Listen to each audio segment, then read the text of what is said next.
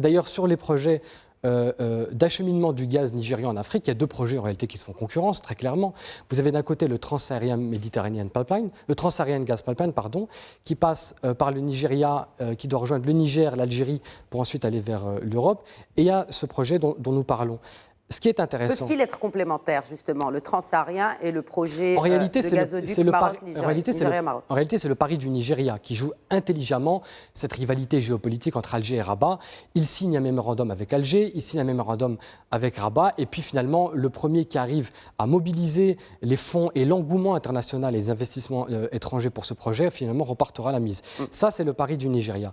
La réalité sur le terrain est en réalité tout autre. Pourquoi? Il faut savoir en préalable que le Trans-Saharan Gas Pipeline, c'est un projet initialement qui a été lancé depuis les années 80. Oui, et donc on a 40 ans où finalement on n'a pas beaucoup d'avancées, il y a eu beaucoup d'annonces, de contre-annonces, il y a eu des éléments économiques, politiques, on n'y reviendra pas là-dessus. Ce qui est intéressant, c'est que sur le papier, c'est un gazoduc qui est plus viable. Pourquoi? D'abord, il n'est pas en offshore, il passe en onshore, donc il est beaucoup moins cher à financer. Il est beaucoup plus court. Pourquoi vous dites, alors très bien, pourquoi vous dites qu'il est moins cher à financer que J'y viens, parce qu'un gazoduc qui passe sur onshore est moins cher qu'un gazoduc offshore, forcément. Donc la voie maritime coûte moins cher que la voie terrestre? Non, la maritime offshore coûte plus cher. Donc, voilà. Donc le gazoduc algérien coûte moins cher. On évalue à 13 milliards de dollars, donc il est en onshore. Il est donc moins long, on est 4128 km contre 5560, et en plus, il connecte finalement deux pays gaziers, l'Algérie et le Niger. Donc sur le papier, il coche toutes les cases. Quelle est la problématique fondamentale en réalité? Elle est sécuritaire, énergétique et beaucoup géopolitique. Sécuritaire, pourquoi? En passant par le Niger, dans une région qui est extrêmement instable, la zone sahélienne aujourd'hui instable, on sait les groupements, les groupuscules militaires et les problèmes de stabilité géopolitique. Il y a un véritable problème de sécurisation et surtout, c'est le principal critère du Nigeria, c'est qu'il faut que les infrastructures soient en sécurité. Parce que le Nigeria souffre énormément de ces sabotages qu'on voit souvent dans le delta du Niger. Or, quand vous mettez en offshore, vous avez c'est 100% sécuritaire. Les groupuscules qui sabotent un peu les installations, les infrastructures de pipeline nigériennes ne peuvent pas aller sur plusieurs milliers de mètres en profondeur. Ça, c'est la première des choses. Et puis, un élément géopolitique extrêmement important. Que cherche l'Europe actuellement?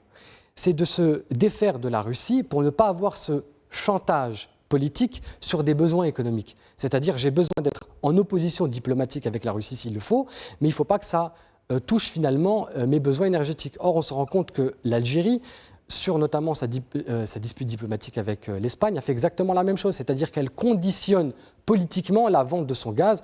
On l'a vu avec l'arrêt du GME, on l'a vu avec la réduction de l'export du gaz vers l'Espagne qui a été retourné vers l'Italie. Donc tout ça a donné des très mauvais signes aux institutions européennes et également au Nigeria, qui veut être un acteur de premier plan de coopération avec l'Union européenne. Et puis la dernière des choses, c'est que le fait d'arrêter le GME renforce en réalité le dossier marocain, parce que nous n'avions pas au Maroc, légalement, d'infrastructures qui connectaient le Maroc à l'Espagne. Le GME était une infrastructure qui légalement appartenait à l'Algérie, sauf qu'à partir du moment où elle y renonce, il devient marocain et donc ça nous donne un avantage compétitif intéressant. Donc c'est la raison pour laquelle il y a les projets théoriques en réalité, c'est-à-dire ceux qui coûtent moins cher, ceux qui ont une plus grande faisabilité en termes techniques, et puis la réalité géopolitique qui est intrinsèque à tout projet d'infrastructure gazière et pétrolière. C'est vrai en Afrique et c'est vrai d'ailleurs en Asie mineure.